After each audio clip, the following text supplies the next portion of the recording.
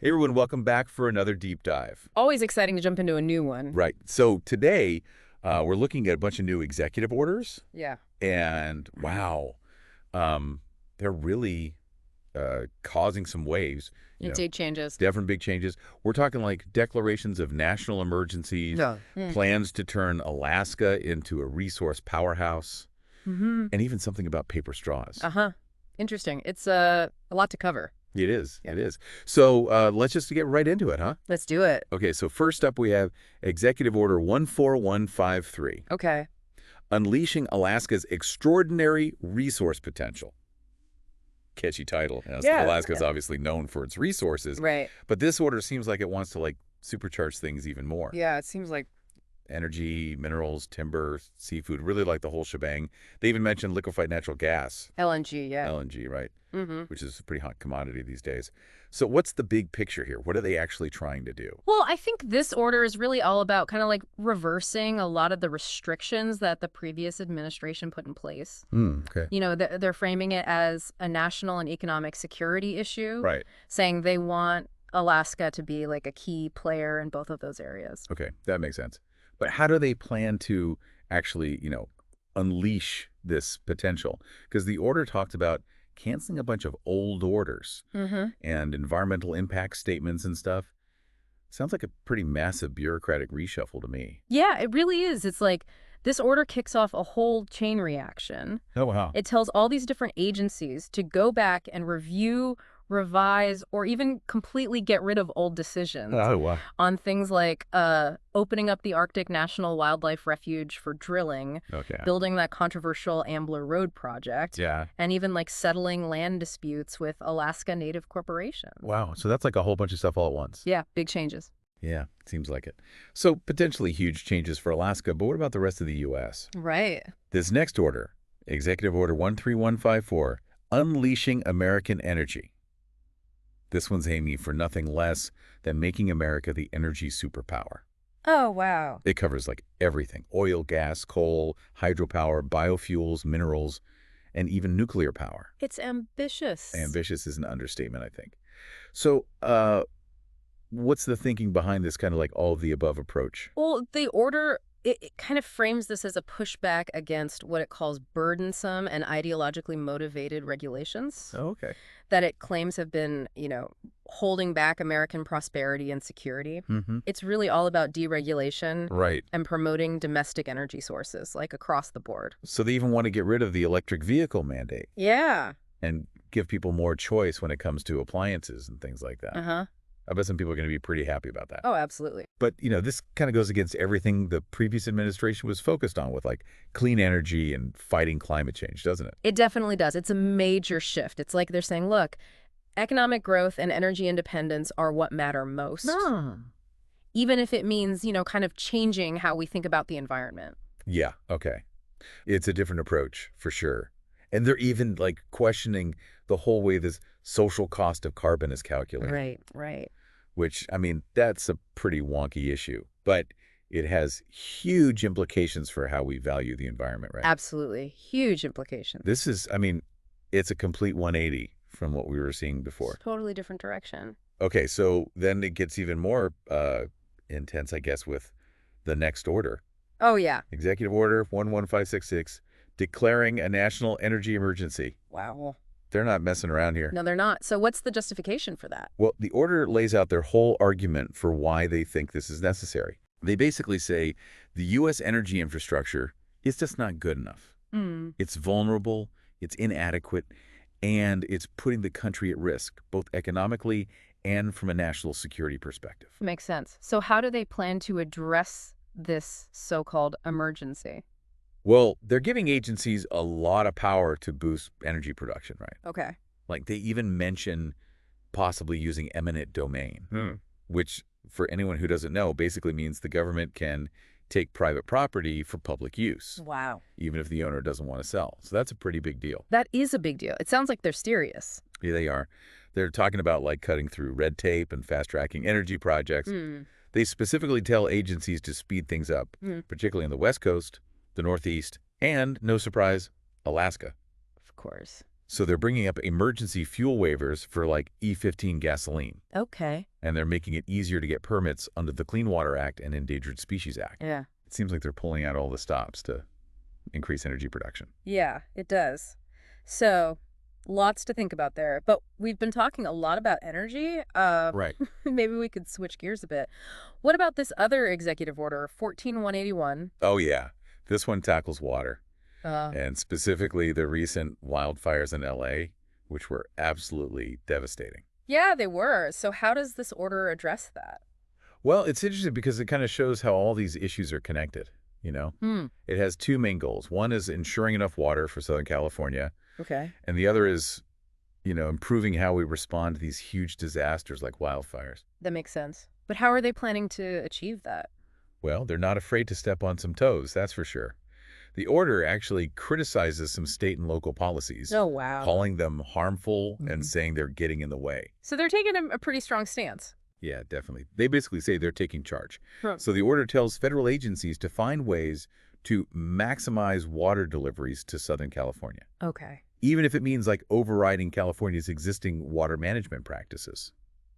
And it also takes aim at the Endangered Species Act, Hmm. making it easier to get exemptions for water projects and streamlining regulations. So they're really trying to clear the way for those water projects, even if it means challenging existing rules. Exactly. It's like get that water flowing, Yeah. Yeah. But then on top of that, they're also emphasizing debris removal, getting housing for those families who were displaced by the fires, Right. and using federal funds to prepare for future fires. Wow. So it's a multi-pronged approach to this really complex issue. Sounds like it. It's interesting how they're tackling all these different things at once. Right. But it's not all California focused. The order also addresses Hurricane Helene, Oh, right. which hit North Carolina pretty hard. Yeah. We're talking about clearing roads, providing housing, getting aid to the people affected. So they're trying to address both the immediate needs and a long-term recovery. Yeah, exactly. It's a mix of both. But now, for something completely different, Executive Order 12208, Okay. ending procurement and forced use of paper straws. Wait, what? Paper straws? Paper straws, I know, right? That seems so random. Out of all the things to focus on. I know. I was surprised too. But it's actually kind of interesting because it's a good example Of what? well, of this administration's approach to deregulation and how they're kind of pushing back against things they see as unnecessary environmental measures. Okay, I see. So what's the problem with paper straws, according to them? Well, they basically argue that paper straws are actually bad for the environment. Oh, wow. How so? Well, they say they often end up wrapped in plastic anyway. Oh, right. They require more resources to make than plastic straws. Mm-hmm. And they don't even work as well. Like, they get soggy and stuff. Yeah, I can see that. So I guess it's like the intention was good, Right. but maybe the execution wasn't ideal. Exactly. It's a good example of how even those, well-intentioned environmental policies can sometimes have, like, unintended consequences. Absolutely. There's always more to the story. Okay, so we've got a national energy emergency, a push for Alaskan resources, a new approach to water and disaster response, and now a paper straw showdown. What a mix. What a mix. So what else is on the agenda? I'm exhausted just thinking about it. Well, the final executive order we'll be discussing today is 14213, establishing the National Energy Dominance Council. Okay, and that basically sums up the theme here, right? Pretty much, yeah. Energy dominance seems to be the name of the game. They're creating a whole council just for that. Yep. It shows how serious they are about this. They want to solidify energy production as like a top priority. So this council will be made up of people from different departments, and they'll advise the president on energy policy. So they're basically like the Energy Brain Trust. Exactly. Centralizing all the decision-making, making sure everyone's on the same page. So what will they actually be doing? What's their to-do list? Well, they have to come up with a national energy dominance strategy. Gotcha. Yeah. But it's a big job. They have to figure out how to make permitting processes faster, identify obstacles to production, and even work on getting the public on board with the administration's energy goals. Wow. So they've got their work cut out for them. We've covered a lot, from Alaska to California to paper straws. It's clear that this administration is making some big moves, and it'll be really interesting to see how it all unfolds. Absolutely. Lots of moving pieces. Definitely. But I'm curious, what stands out to you the most from all this? I think what's most striking is their willingness to shake things up. Like Ah. they're not just tweaking things here and there. Right. They're trying to fundamentally change how we think about energy, resources, and even the role of government. That's a great point. And that raises some big questions, like how will these changes affect the environment? What are the potential economic impacts, both good and bad? Could this new approach to energy actually lead to more conflict? Yeah, all important questions. And in part 2, we'll dig even deeper into these executive orders. Okay. We'll explore those potential impacts, both the positives and the negatives, and try to figure out what it all means for you, the listener. Sounds good. We'll see you then. See you in part 2. Okay, so we're back and ready to keep digging into these executive orders. Yeah, lots more to uncover. Right. Last time, we were talking about that National Energy Dominance Council, this group that's basically going to steer the U.S. towards energy dominance. Yeah. Which, I got to say, I'm still kind of wondering, what does that even mean, like, practically speaking? That is the big question, isn't it? It's one thing to say you want to be dominant, Right. but, how do you actually achieve that, and what does it mean for the rest of the world? Yeah, that's what I'm thinking. Because if the U.S. is trying to be like the energy powerhouse, Right. that's got to have some ripple effects, right? Like on global energy markets and relationships between countries. Oh, absolutely. This council, they can't just be thinking about, like, domestic production. They have to think about how what they do affects energy prices globally, Yeah. how it positions the U.S. in terms of like exports and imports, and how it all plays into the whole geopolitical game. It's like a big game of chess, but with energy. Exactly. And every move has consequences. Okay, so let's like zoom back in for a minute and look at some of the specific orders we talked about. Okay. I'm particularly interested in the one about Alaska. The 141531. Yeah, 14153. Oh. They're trying to really speed up a lot of those projects that, were kind of stuck or even blocked under the previous administration. Right. But some of those projects, like drilling in the Arctic National Wildlife Refuge, Oh, yeah. that's been super controversial. Very controversial. Didn't the previous administration put those protections in place for a reason? They did, and that's why this order is probably going to face legal challenges Okay. from environmental groups who will argue that it's like getting rid of important safeguards for, fragile ecosystems. Yeah. They're worried about the impact on wildlife, air and water quality, Okay. and the lands of indigenous communities. So it's not like Alaska just automatically becomes this free-for-all for resource extraction. Right. It's not that simple. There's going to be pushback, legal battles, all that stuff. Oh, yeah, definitely. It's going to be a long and messy process with a lot of different people fighting for their interests. And speaking of legal challenges, that National Energy Emergency Order, 44156, Yeah. it seemed to give the administration a lot of power Uh-huh. to, override existing rules and even use eminent domain. Right, to get land for those energy projects. Yeah, but what are the downsides of using eminent domain like that? Yeah. Could it be unfair to certain communities? That's a really good point, and it's a valid concern. Yeah. Eminent domain is a powerful tool, Hmm. but it can be abused, Mhm. There's always that risk that people's property rights could be ignored, and that certain communities, especially those that are already marginalized, end up bearing the brunt of these projects Right. without getting fairly compensated or having their needs considered. So even though they're saying it's about national security and the greater good, Uh-huh. there are definitely potential downsides Yeah. and like ethical issues that we have to think about carefully. Absolutely. And I think it's really important for people to be aware of those potential pitfalls. Yeah. And to have, open discussions about whether the benefits really outweigh the costs. Okay, so this might seem like a bit of a jump, Oh, where are we going? but I keep thinking about the paper straw order, Okay. that Executive Order 1.208, Huh. in light of all this. Okay, so like the small scale version. Yeah, exactly. It's obviously much smaller. Right. But it also seems to be about this idea of pushing back against what they see as unnecessary regulations, Uh-huh. even if those regulations were put in place with, good intentions. Yeah, I see what you're saying. This is a microcosm of this bigger trend. It's about questioning assumptions, challenging the way things have always been done, Okay. and really figuring out if some environmental measures are actually effective Yep. or if they might be doing more harm than good. Because they're saying those paper straws, even though they seem like a good idea, Right. might actually be worse for the environment. Yeah, because of how much energy it takes to make them and the fact that they're often still wrapped in plastic.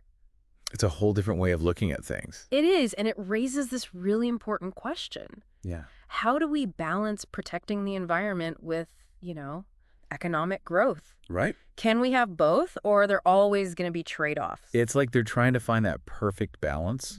But does that balance even exist?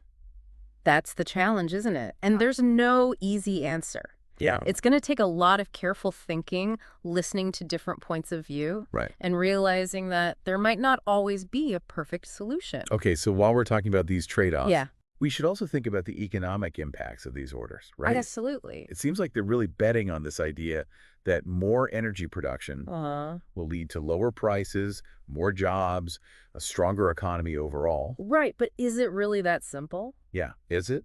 It's definitely not a guarantee. There's potential for good stuff, Okay. but there are also risks. Like what? Well, like, if we focus more on fossil fuels, Mm-hmm. that could mean job losses in renewable energy.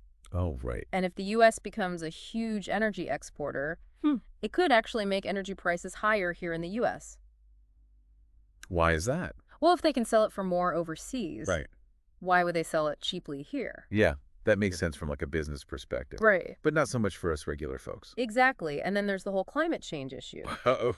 If this push for energy dominance leads to more greenhouse gas emissions, Yeah. that could have big economic consequences later on, Right. not to mention the environmental damage. So it's kind of like a gamble. In a way, yeah. There's potential for growth, but also the risk of making climate change worse and maybe even hurting the economy in the long run. It's a tough balancing act. It is, and we can't forget about what this means for other countries. Oh, the international implications, right? Yeah, all this energy dominance talk seems to point to a more, like, assertive, maybe even aggressive foreign policy. Could that be risky? It could be. If the U.S. is trying to be the top dog in the global energy market, Right. it could cause friction with other countries, Yeah. especially those that rely on energy exports for their own economies.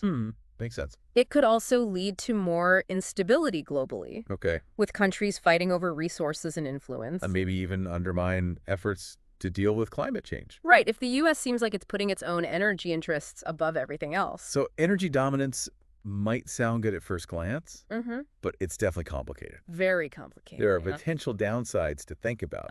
Absolutely, and that's why it's so important to have these discussions. Yeah. To dig into the complexities, to consider the consequences, both good and bad, Right. because the choices we make now will affect the U.S. and the world for a long time to come. Well said. So as we wrap up part 2 here, what are some key things our listeners should keep in mind? I think the most important thing to remember is that these executive orders Uh-huh. are really just the beginning. Right. There's going to be a lot of debate, Yeah. legal challenges, and changes along the way. And the final outcomes, nobody really knows what those will be. It's like a moving target. Exactly. So stay tuned for part 3, where we'll talk about some even bigger questions Okay. about the potential long-term effects of all of this. Welcome back, everybody, for the final part of our deep dive. Yeah, looking forward to wrapping this up. Right. We've been on a journey exploring these executive orders Great journey. from Alaskan oil to California water, even paper straws. It's like everything's on the table, you know? It's a lot to take in. It really is. Yeah. But in this final part, I kind of want to zoom out a bit and look at the big picture. Okay. You know, we've talked about the environment, the economy, international relations, but like, what does it all mean in the long run? That's the key question, isn't it? It is. It is. And one thing that really struck me as we've been going through all this Yeah. is this sense of urgency, like, we need to do this now, you know? Right, right. But is that always the right way to go about things? That's a good question. Can you really force energy dominance into existence? I mean, it's tough to say. Right. It's like, they're hitting the gas pedal without a map, you know? Yeah, exactly. And that can be a little dangerous, especially when you're messing with complicated stuff like the environment or the global economy. Right. There's always the risk of unintended consequences. Oh, what could go wrong? Well, you could end up creating new problems while trying to solve old ones. Oh, no, not good.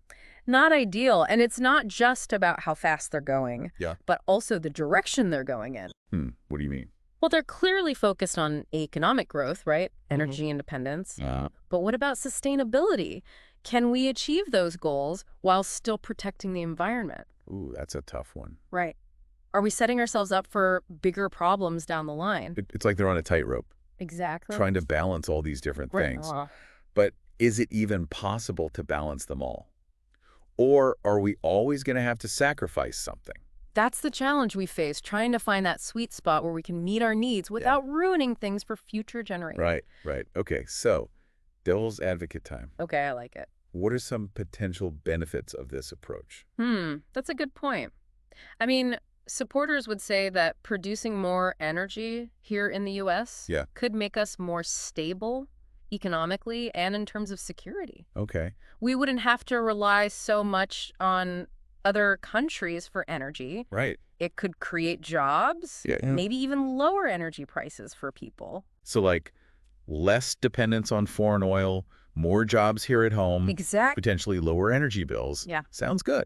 Right. And they would also argue that getting rid of some of those regulations Yeah. could make things easier for businesses, Hmm. encourage innovation, boost economic growth. So like unleashing American ingenuity. Exactly. Let the free market solve our energy problems. Okay, so there's the upside. But as we've been discussing, there are also risks and trade-offs. For sure. And these executive orders, they're just the first step, right? Oh, yeah. This is just the beginning. There's going to be pushback, legal battles, all that. Definitely. And in the end, it's really up to the American people to decide if this is the right way to go. Exactly. It's going to take an informed and engaged public to weigh the pros and cons, hold our leaders accountable, Right. and make sure our voices are heard. So as we wrap up our deep dive today, I want to leave everyone with one final thought. Okay. If the U.S. achieves energy dominance, what's that going to mean for the world? That's a big question. It is, right? Yeah? Will it make things more stable and prosperous for everyone? Or could it create new tensions and conflicts? Right, right. Will it help us tackle climate change or make things even worse? Those are questions we all need to think about. We do, because the answers will affect all of us. The future of our planet depends on it. Well said. Thanks for joining us on this deep dive, everybody. Yeah, thanks for listening. We hope you found it informative, thought-provoking. And maybe even a little bit challenging. Right. Because sometimes the most important questions are the ones that don't have easy answers. That's true. But by talking about these things, considering different perspectives, and staying informed, we can all help shape a better future. A future that works for everyone. Exactly. So keep exploring, keep asking questions, and keep diving deep. And we'll see you next time.